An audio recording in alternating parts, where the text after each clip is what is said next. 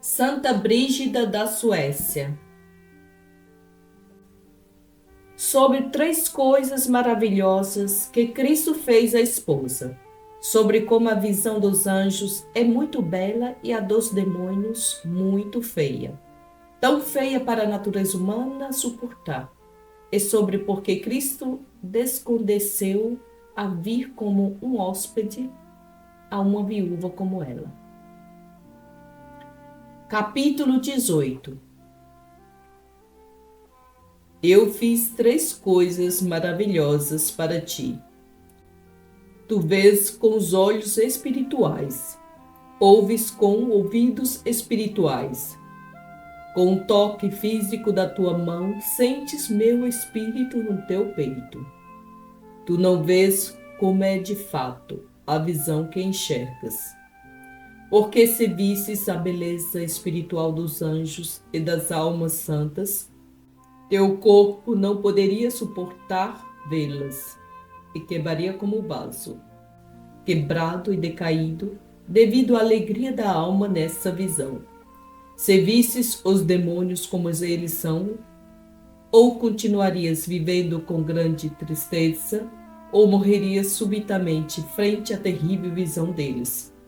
É por isso que os seres espirituais aparecem para ti como se tivessem corpo. Os anjos e as almas aparecem para ti na semelhança de seres humanos que têm alma e vida, porque os anjos vivem pelos seus espíritos. Os demônios aparecem para ti em forma que é mortal e pertencem à mortalidade, tais como os animais ou outras criaturas. Tais criaturas possuem um espírito mortal, pois quando seus corpos morrem, seus espíritos também morrem. Entretanto, os demônios não morrem em espírito, mas estão para sempre morrendo e vivem para sempre. As palavras espirituais te são ditas por meio de analogias, já que não podes compreendê-las de outra forma. A coisa mais maravilhosa de tudo é que tu sentes a moção de meu espírito em teu coração. Então ela replicou: Ó meu Senhor, filho da Virgem, por que condescendeste a vir como hóspede a uma viúva tão comum, que é pobre em todo o trabalho bom, é tão fraca na compreensão e no discernimento e cheia de pecado por tanto tempo? Ele respondeu: Eu posso fazer 3 coisas. Primeira, eu posso fazer capaz e inteligente uma pobre pessoa rica e uma pessoa tola, de pouca inteligência. Eu também sou capaz de dar juventude a uma pessoa velha. É como a fênix que reagrupa galhos secos. Entre eles há galhos de árvores que são secos por natureza, do lado de fora, mas úmidos por dentro. O calor dos raios solares vem nele primeiro e o acende, e depois todos os galhos pegam fogo a partir dele. Da mesma maneira, tu deves juntar as virtudes pelas quais podes ser reparada a partir de teus pecados. Entre eles, podes ter um pedaço de madeira que seja úmido por dentro e seco por fora. Eu quero dizer teu coração, que pode estar seco e puro de toda sensualidade mundana por fora, e tão cheio de amor por dentro, que não precisas de nada e nem anseias por nada, que não seja eu. Então o fogo do meu amor virá primeiro em teu coração, e desse modo serás incendiada com todas as virtudes. Completamente queimada por elas e purificada dos pecados, surgirás como o pássaro rejuvenescido, tendo tirado todos os pecados de sensualidade.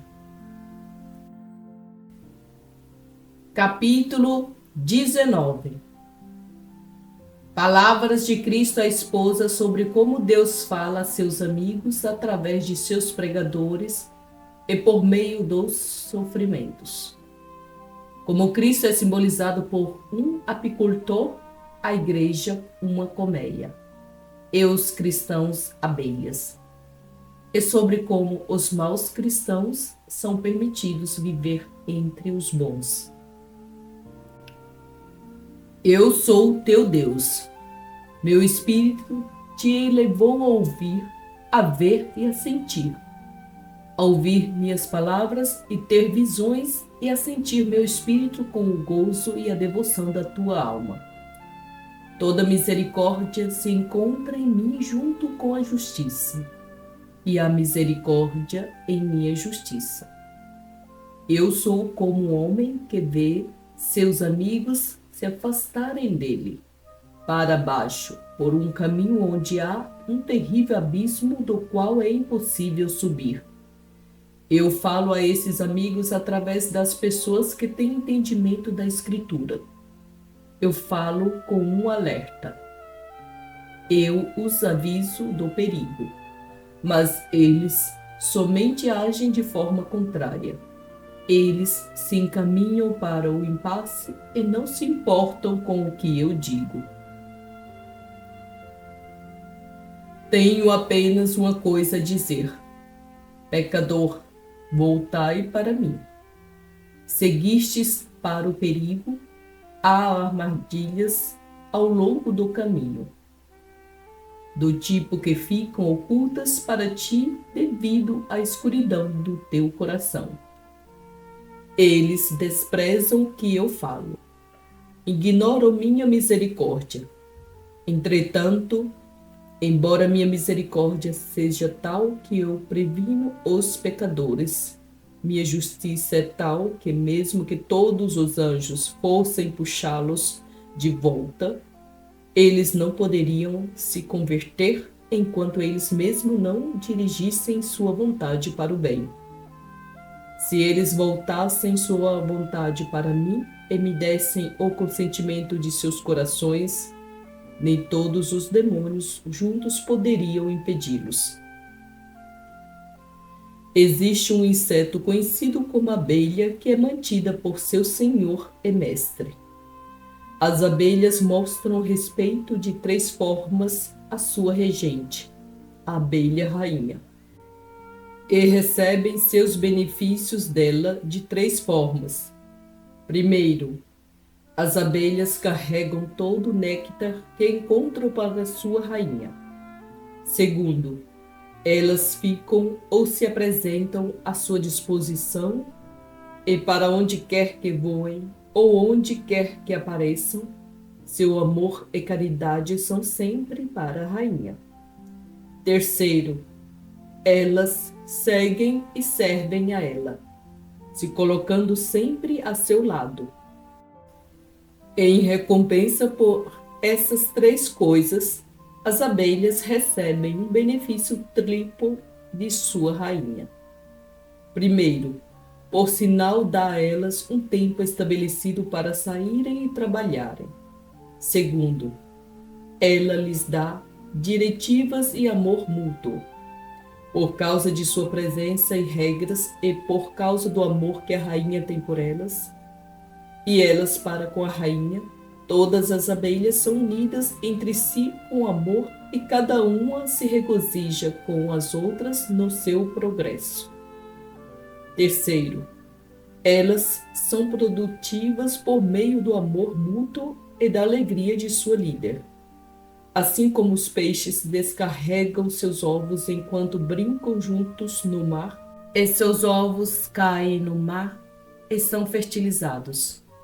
Assim também as abelhas são feitas produtivas, através de seu amor mútuo e do afeto e alegria de sua rainha. Através do meu impressionante poder, uma semente aparentemente sem vida emerge do amor delas e vem a receber vida através da minha bondade. O mestre, ou seja, o apicultor, fala com seus servos mostrando interesse pelas abelhas. meu servo. Ele diz: parece que minhas abelhas estão doentes e não voam mais. O servo responde: eu não entendo esta doença, mas se ela é assim, eu te pergunto como posso aprender sobre ela. O mestre responde: tu podes deduzir sobre a doença ou problema delas, através de 3 sinais. O primeiro sinal é que elas estão fracas e lentas no voo, o que significa que elas perderam a rainha da qual recebam força e consolação. O segundo sinal é que elas saem por horas, aleatoriamente, sem planejamento, o que significa que não estão recebendo o sinal do chamado de sua líder. O terceiro sinal é que elas não demonstram nenhum amor pela colmeia, e assim voltam para casa sem carregar nada, satisfazendo-se, mas não trazendo néctar para sobreviverem no futuro. Abelhas saudáveis são estáveis e fortes no voo. Elas têm horas marcadas para saírem e retornarem, trazendo cera para construir suas moradas e mel para sua nutrição. O servo respondeu ao mestre: se elas estão inúteis e doentes, por que permites que continuem saindo ao invés de acabar com elas? O apicultor respondeu: eu permito que elas vivam por 3 razões, já que elas provêm 3 benefícios, embora não pelo próprio poder. Primeiro, porque elas ocupam as colmeias preparadas para elas. As moscas não vêm e ocupam as colmeias vazias, perturbando as abelhas boas que permanecem. Segundo, outras abelhas se tornam mais produtivas e aplicadas no trabalho devido à ruindade das abelhas más. As abelhas produtivas veem as abelhas más e improdutivas trabalhando somente para satisfazer seus próprios desejos, e elas se tornam mais diligentes em seu trabalho de coletar para a rainha à medida que as abelhas ruins são vistas coletando para seus próprios desejos. Em terceiro lugar, as abelhas más são úteis para as abelhas boas quando vêm para sua mútua defesa. Para isso, há um inseto voador acostumado a comer abelhas. Quando as abelhas percebem esse inseto se aproximando, todas elas o repudiam em comum.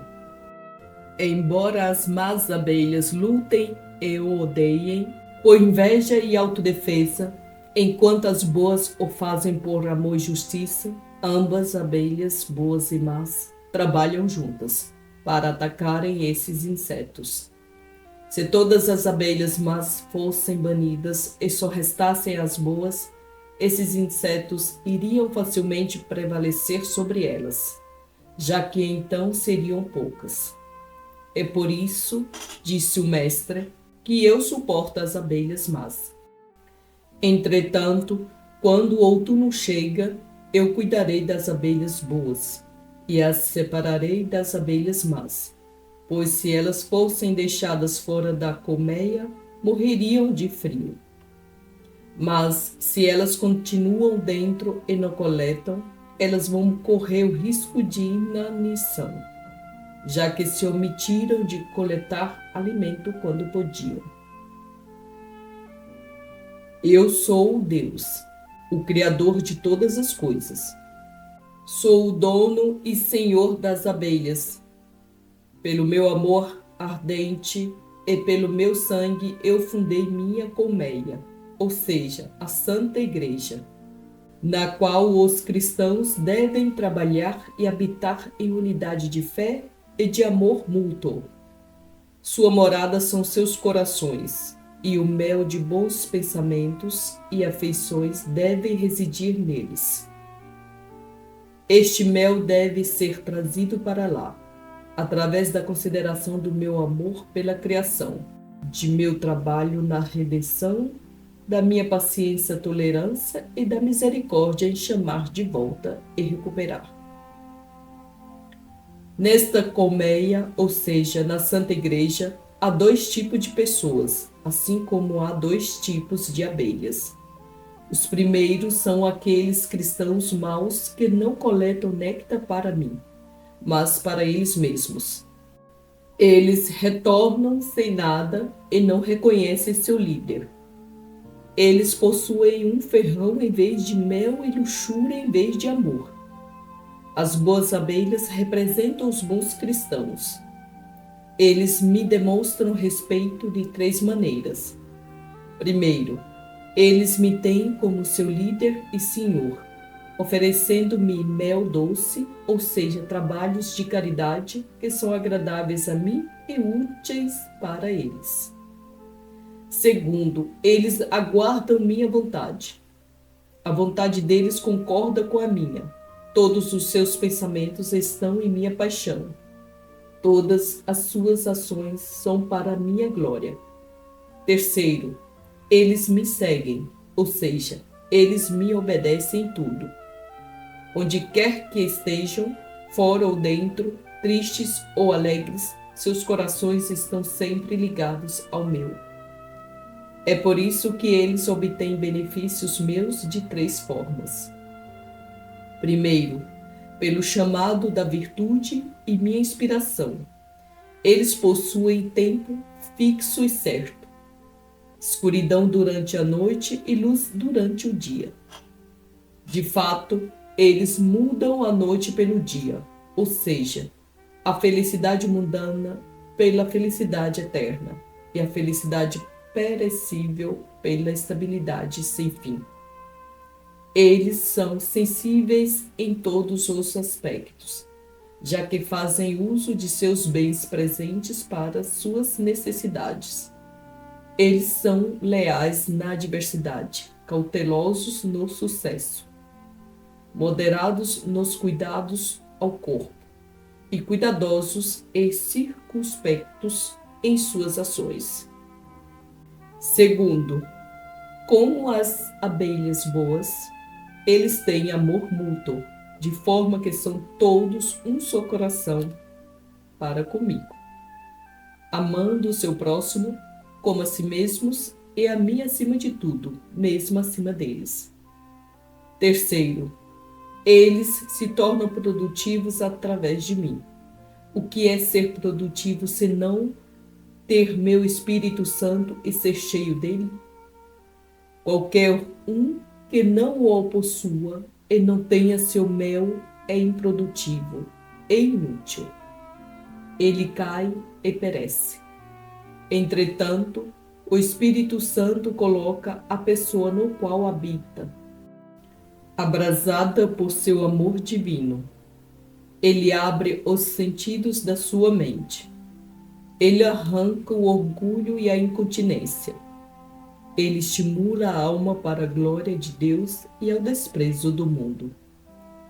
As abelhas improdutivas não conhecem este espírito e, portanto, desdenham a disciplina, fugindo da unidade e do companheirismo do amor.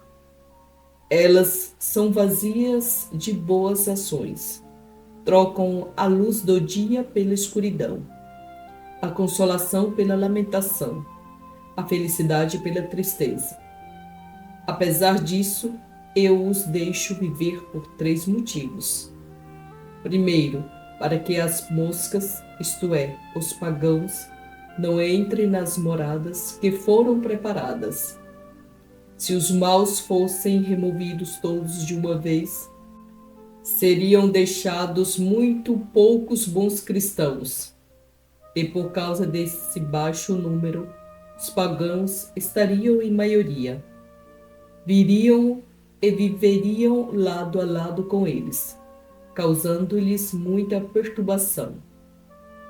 Segundo, eles são tolerados para testar os bons cristãos, pois, como sabes, a perseverança das pessoas boas é colocada em teste pela maldade dos maus.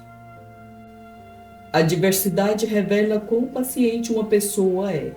enquanto a prosperidade torna claro quão perseverante e controlada ela é, já que os vícios os incitam a boas características de tempo em tempo, e as virtudes podem muitas vezes fazer as pessoas orgulhosas.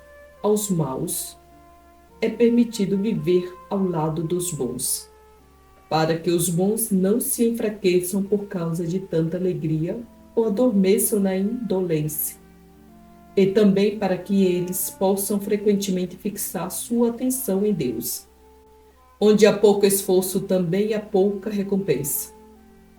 Em terceiro lugar, eles são tolerados em benefício deles, para que nem os gentios nem outros hostis infiéis possam ferir aqueles que parecem ser bons cristãos, mas para que possam temê-los, porque há mais deles. Os bons oferecem resistência aos maus por justiça e amor de Deus, enquanto os maus fazem isso somente por defesa própria e para evitar a fúria de Deus. Assim, os bons e os maus se ajudam uns aos outros, resultando na tolerância dos maus por causa dos bons, e os bons recebem uma coroa maior por conta da maldade dos maus. Os apicultores são os prelados da igreja e os príncipes da terra, bons ou maus. Eu falo aos cultivadores bons, e eu, seu Deus e o cultivador, advirto-os para manterem minhas abelhas seguras, que ele considerem as idas e vindas das abelhas, que tomem nota se estão saudáveis ou doentes. Se acontecer deles não saberem como discernir isto, aqui estão 3 sinais que lhes dou para eles reconhecerem. As abelhas são inúteis se estão indolentes no voo, irregulares em suas horas e não contribuem em nada para trazer o mel. As indolentes no voo são aquelas que mostram maior interesse para os bens temporários do que para os eternos, que temem a morte do corpo mais do que a morte da alma, que dizem para si próprias: por que eu deveria estar cheia de inquietações quando eu posso estar quieta e em paz? Por que eu devo morrer para mim se eu posso viver? Estas infelizes não refletem sobre como eu, o poderoso Rei da Glória, escolhi ser fraco. Eu conheço a maior quietude e paz, e de fato eu sou a paz. E apesar disso, por elas escolhi abrir mão da paz e da quietude, através da minha própria morte. Elas são irregulares em suas horas, onde suas afeições tendem para o mundano. Suas conversas tendem para a indecência, seu trabalho para o egoísmo, e organizam seu tempo de acordo com a vontade de seus corpos. Aquelas que não possuem nenhum amor pela colmeia e não coletam néctar, são as que fazem algumas boas ações por minha causa, mas apenas por medo de punição. Mesmo que elas façam alguns trabalhos de piedade, ainda não desistem do seu egoísmo e pecado. Querem ter Deus, mas sem desistir do mundo ou aguentar qualquer desejo ou dificuldade. Essas abelhas são do tipo que correm para casa com as patas vazias, e sua corrida é insensata, pois elas não voam com a espécie de amor correta. Consequentemente, quando chega o outono, isto é, quando vem o tempo da separação, as abelhas inúteis serão separadas das boas, e elas sofrerão fome eterna em troca do seu amor e desejos egoístas. Em troca, por desdenhar Deus e pela aversão delas à virtude, serão destruídas por frio excessivo, mas sem serem consumidas. De qualquer forma, meus amigos devem estar alertas contra 3 maldades das abelhas más. Primeiro, para não permitir que o podridão delas entre nos ouvidos dos meus amigos, pois as abelhas más são venenosas. Quando o mel delas se vai, nada doce fica nelas. Ao invés, elas ficam repletas de amargura envenenada. Segundo, eles devem proteger as pupilas de seus olhos contra as asas das abelhas más, que são tão cortantes quanto as lâminas. Terceiro, eles devem tomar cuidado para não expor seus corpos às caudas das abelhas, pois elas possuem ferrões que picam agudamente. Os instruídos que estudam seus hábitos e temperamento podem explicar o significado destas coisas. Aqueles que são incapazes de compreender deveriam estar precavidos dos riscos e evitar sua companhia e exemplo. Senão, eles aprenderão por experiência o que não souberam aprender escutando. Então sua mãe disse: abençoado és tu, meu filho, tu que és, foste e sempre serás. Tua misericórdia doce e tua justiça grande. Tu me fazes lembrar, meu filho, falando figurativamente, de uma nuvem subindo ao céu por uma brisa leve. Um ponto escuro apareceu na nuvem e uma pessoa que estava ao ar livre, sentindo a leve brisa, levantou seus olhos, viu a nuvem escura e pensou consigo: esta nuvem escura me parece indicar chuva. E prudentemente ela correu para dentro de um abrigo e se escondeu da chuva. Outros, entretanto, que eram cegos ou que talvez não tomaram cuidado, fizeram pouco da brisa leve e não ficaram com medo da nuvem escura, embora tenham aprendido pela experiência o que a nuvem significa. A nuvem, tomando conta de todo o céu, veio com violenta comoção, tão furiosa e poderosa como fogo, que as coisas vivas expiraram sob essa comoção. O fogo tanto consumiu todas as partes internas e externas do homem, que nada sobrou. Meu filho, esta nuvem são tuas palavras, as quais parecem escuras e inacreditáveis para muitas pessoas, já que elas não as escutaram muito e já que elas foram dadas às pessoas ignorantes e não tenham sido confirmadas por sinais. Estas palavras foram precedidas por minha prece e pela misericórdia que tens por cada um, e como uma mãe atrai todos a ti. A misericórdia é tão leve quanto uma brisa suave por causa da tua paciência e permissão. Ela é aquecida com o amor com o qual tu ensinas misericórdia àqueles que te provocam ira e ofereces bondade àqueles que te desprezam. Portanto, possam todos aqueles que ouvem estas palavras levantar seus olhos, ver e reconhecer a sua fonte. Eles devem considerar se estas palavras significam compaixão e humildade. Eles devem refletir se as palavras significam coisas presentes ou futuras, verdade ou falsidade.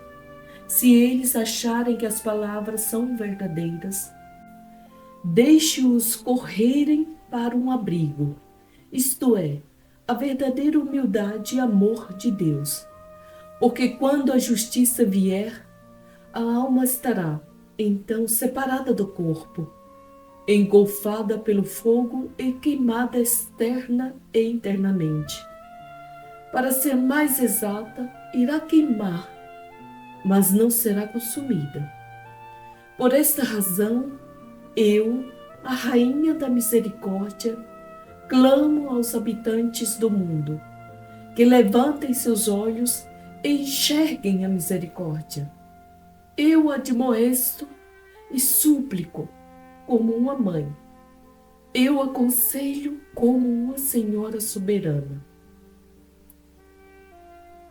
Quando a justiça vier, será impossível resistir a ela. Portanto, tenha confiança e seja considerada. Teste a verdade em tua consciência. Mude tua vontade. Então aquele que te mostrou palavras de amor também mostrará os feitos e provas de amor. Então o filho falou para mim, dizendo: acima, considerando as abelhas, eu te mostrei que elas recebem 3 benefícios de sua rainha. Agora te digo que aqueles cruzados que eu tenho colocado nas fronteiras das terras cristãs deveriam ser abelhas como aquelas. Mas agora eles estão lutando contra mim, porque eles não se preocupam com as almas e não possuem nenhuma compaixão dos corpos daqueles que se converteram do erro para a fé católica e para mim. Eles os oprimem com dificuldades e os privam de suas liberdades. Eles não os instruem na fé, mas os privam dos sacramentos e os mandam para o inferno com uma punição maior do que se eles tivessem permanecido em seu paganismo tradicional. Além disso, eles lutam somente para elevar seu próprio orgulho e aumentar sua ambição. Portanto, o tempo está chegando para eles quando os seus dentes rangerão. Sua mão direita será mutilada, seu pé direito decepado, para que eles possam viver e conhecer a si mesmos.